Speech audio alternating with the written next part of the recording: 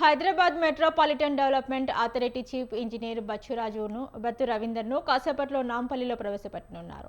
ఆదాయానికి మించిన ఆస్తుల కేసులోని మంగళవారం రాత్రి రవీందర్ను అదుపులోకి తీసుకున్న ఏసీపీ అధికారులు కేసు విచారణ పూర్తి చేశారు. ఇక బచ్చు రవీందర్ ఇల్లు, కార్యాలయాలతో పాటు మిత్రులు, బంధువులు, బినామీల ఇళ్లలో అధికారులు మంగళవారం సోదాలు నిర్వహించారు. గచ్చిబౌలిలోని సుమధుర టవర్స్లోని రవీందర్ ప్రధాన నివాసంతో పాటు హైదరాబాద్, నిజామాబాద్ జిల్లాలలోని 10 ప్రాంతాల్లో జరిగిన సోదాల్లో కళ్లు చెదిరే ఆస్తులను అధికారులు గుర్తించారు.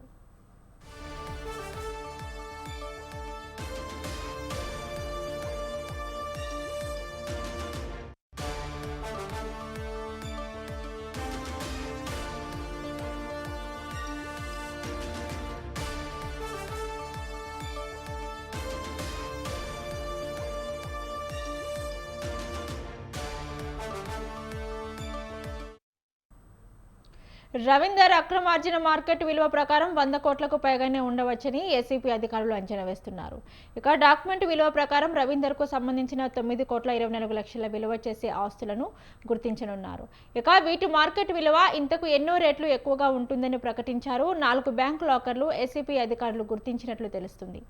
రవీందర్ ఇంట్లో 18 విదేశీ మద్యం బాటిళ్లను గుర్తించి ఎక్సైజ్ అధికారులకు సమాచారం ఇచ్చారు. అనంతరం బచ్చు రవీందర్ను అదుపులోకి తీసుకున్నారు.